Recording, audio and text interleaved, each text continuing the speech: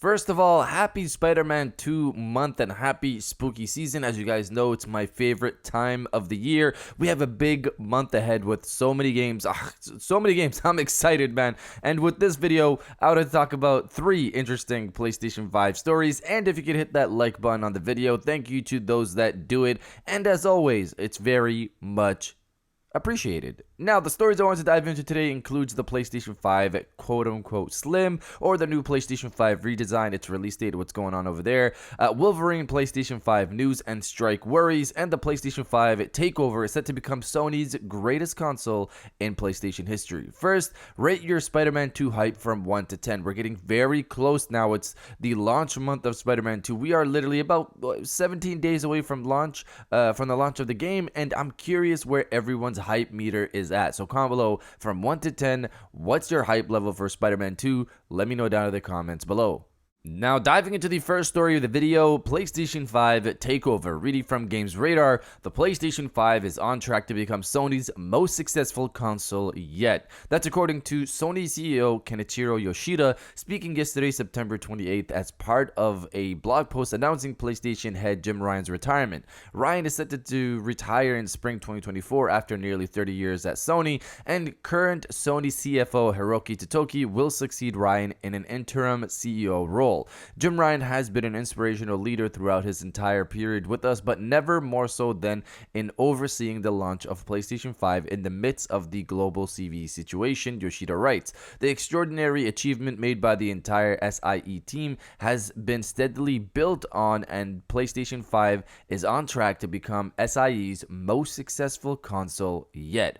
It was the global CV that made the PlayStation 5's first few years on the market pretty difficult. The new gen console was nearly always hard to find, and supply was constantly being outpaced by demand in regions around the world. That didn't stop the PlayStation 5 from becoming Sony's fastest selling console ever back in 2021, crossing 10 million units sold in under 9 months. So I didn't get a chance to cover this last week, but this is amazing news to hear. Reminds me of earlier this year with the PlayStation 5 breaking records across multiple months. I think with this new PlayStation 5 redesign set to come, which we'll talk about later in the video, and the new PlayStation 5 Pro that's potentially set to come out next year, players will have options in different price ranges and different power capabilities. Usually with a slimmed down console, Sony decreases the overall price. I'm not sure if that's going to happen this time, but I assume a no disk drive PlayStation 5 will still remain at $399 like how it is right now. But if this was going to happen like the past, the slimmer PlayStation 5 would be priced cheaper than the current PlayStation 5, and that would push sales even further. Of course, let's see how things go. The console is already selling well, and Spider-Man 2 is right around the corner to push those numbers up even more.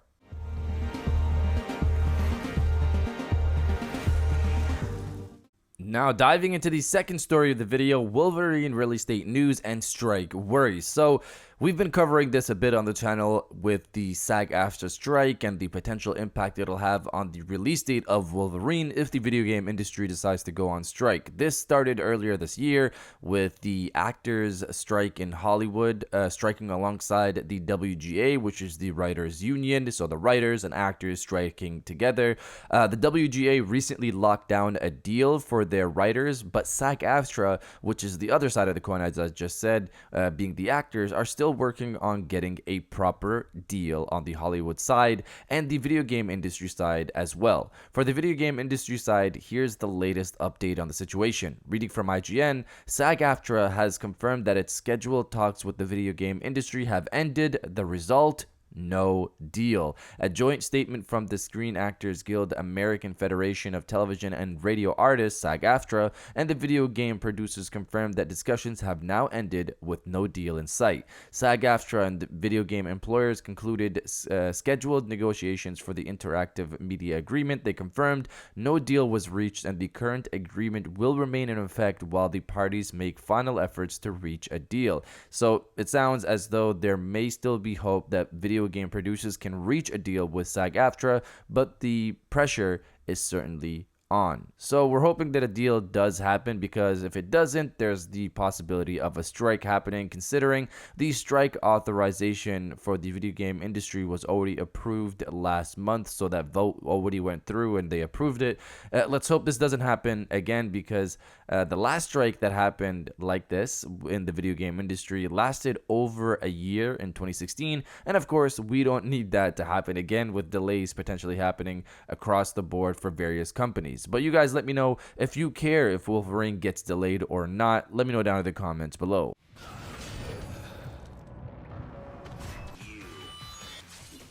And now diving into the final story of the video, update on what's going on with the PlayStation 5 quote-unquote slim or new PlayStation 5 redesign. So I've had people ask me about this across various videos. People want an update, and we're wondering why we haven't received something more concrete from Tom Henderson, an update from his original report. Again, Tom Henderson is the original leaker of the product.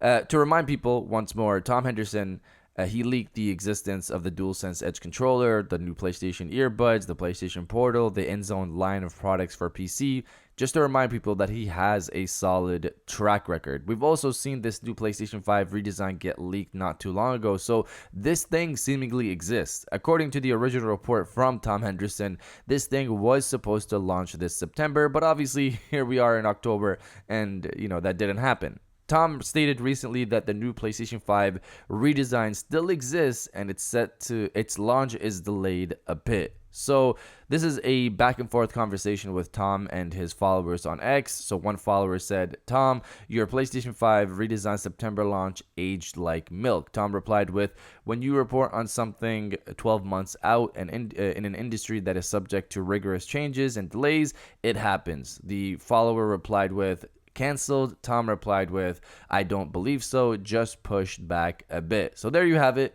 The launch seems to be delayed a bit. Now a bit is anybody's guess as to how long that is. Is that later this year, or is that early next year? I guess we'll find out soon enough, because we're already in October and we only really have November and December next. But you guys let me know if you're interested in this new PlayStation 5 redesign or not. Let me know down in the comments below. And if you guys did enjoy this video, please hit that like button, as it always helps, and subscribe if you're new. I got new videos every Monday, Wednesday, and Friday. And now I'll check you guys out on the next one.